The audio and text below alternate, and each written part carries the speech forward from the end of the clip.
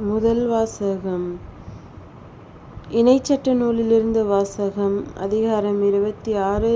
இறை வசனங்கள் 4-10 முடிய.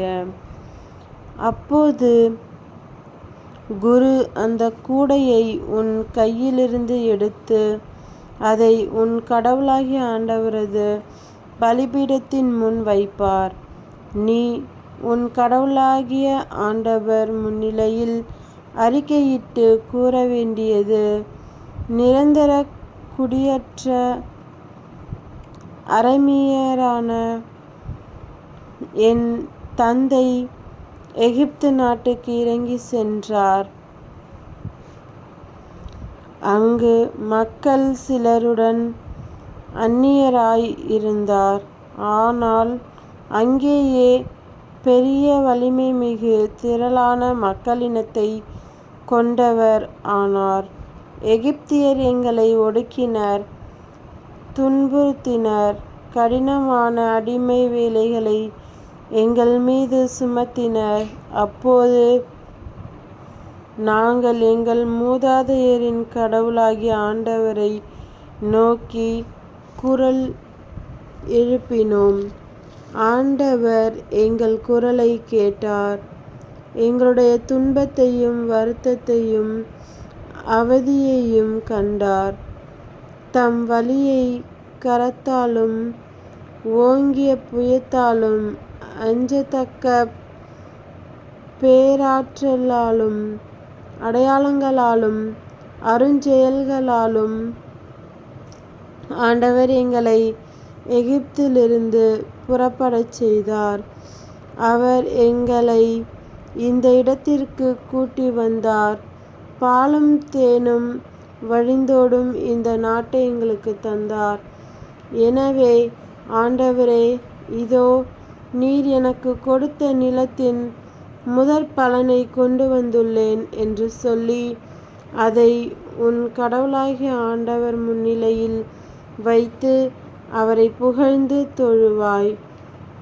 இது ஆண்டவர் வழங்கும் அருள்வாக்கு. இறைவா, உமக்கு நன்றி.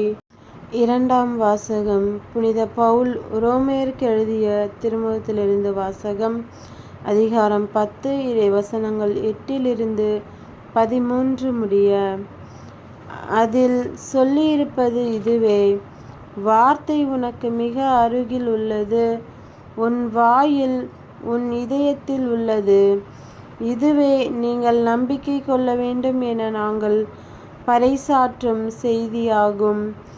ஏனெனில் இயேசு ஆண்டவர் என வாயார அறிக்கையிட்டு இறந்த அவரை கடவுள் உயிர்த்தெழச் செய்தார் என நீங்கள் உள்ளூர நம்பினால் மீட்பு பெறுவீர்கள். இவ்வாறு உள்ளூர நம்புவோர் கடவுளுக்கு ஏற்புடையவர் ஆவர். வாயார அறிக்கையிடுவோர் மீட்பு பெறுவர். ஏனெனில் அவர் மீது நம்பிக்கை கொண்டோர் வெட்கத்திற்கு உள்ளாக மாட்டார் என்பது மறைநூல் கூற்று. இதில் யூதர் என்றோ கிரேக்கர் என்றோ வேறுபாடில்லை, அனைவருக்கும் ஆண்டவர் ஒருவரே. அவரை நோக்கி மன்றாடும் யாவருக்கும் அவர் அளவற்ற நலன்களை பொழிகிறார். ஆண்டவரின் திருப்பெயரை அறிக்கையிட்டு மன்றாடுகிறவர் எவரும் மீட்பு பெறுவர் என்று எழுதியுள்ளது அல்லவா? இது ஆண்டவர் வழங்கும் அருள்வாக்கு. இறைவா, உமக்கு நன்றி. நற்செய்தி வாசகம். புனித லூக்கா எழுதிய நற்செய்தியிலிருந்து வாசகம். அதிகாரம் 4. இறை வசனங்கள் 1-13 முடிய. இயேசு தூய ஆவியால் ஆட்கொள்ளப்பட்டு யோர்தான் ஆற்றை விட்டு திரும்பினார். பின்னர் அவர் அதே ஆவியால் பாலை நிலத்திற்கு அழைத்துச் செல்லப்பட்டார். அவர் 40 நாள் அலகையினால் சோதிக்கப்பட்டார். அந்நாட்களில் அவர் ஒன்றும் சாப்பிடவில்லை. அதன்பின் அவர் பசியுற்றார். அப்பொழுது அலகை அவரிடம், நீர் இறைமகன் என்றால் இந்த கல் அப்பமாகும்படி கட்டளையிடும் என்றது. அதனிடம் இயேசு மறுமொழியாக, மனிதர் அப்பத்தினால் மட்டும் வாழ்வதில்லை என மறைநூலில் எழுதியுள்ளதே என்றார். பின்பு அலகை அவரை அழைத்துச் சென்று உலகத்தின் அரசுகள் அனைத்தையும் ஒரு நொடிப்பொழுதில் அவருக்கு காட்டி, அவரிடம், இவற்றின் மேல் முழு அதிகாரத்தையும் இவற்றின் மேன்மையையும் உமக்கு கொடுப்பேன். இவை யாவும் என்னிடம் ஒப்படைக்கப்பட்டிருக்கின்றன. நான் விரும்பியவருக்கு இவற்றை கொடுப்பேன். நீர் என்னை வணங்கினால் அனைத்தும் உம்முடையவையாகும் என்றது. இயேசு அதனிடம் மறுமொழியாக, உன் கடவுளாகிய ஆண்டவரை வணங்கி அவர் ஒருவருக்கே பணி செய்வாயாக என்று மறைநூலில் எழுதியுள்ளது என்றார். பின்பு அது அவரை எருசலேமுக்கு அழைத்துச் சென்று கோவிலின் உயர்ந்த பகுதியில் அவரை நிறுத்தி, நீர் இறைமகன் என்றால் இங்கிருந்து கீழே குதியும். உம்மை பாதுகாக்கும்படி கடவுள் தம் தூதருக்கு உம்மை குறித்து கட்டளையிடுவார்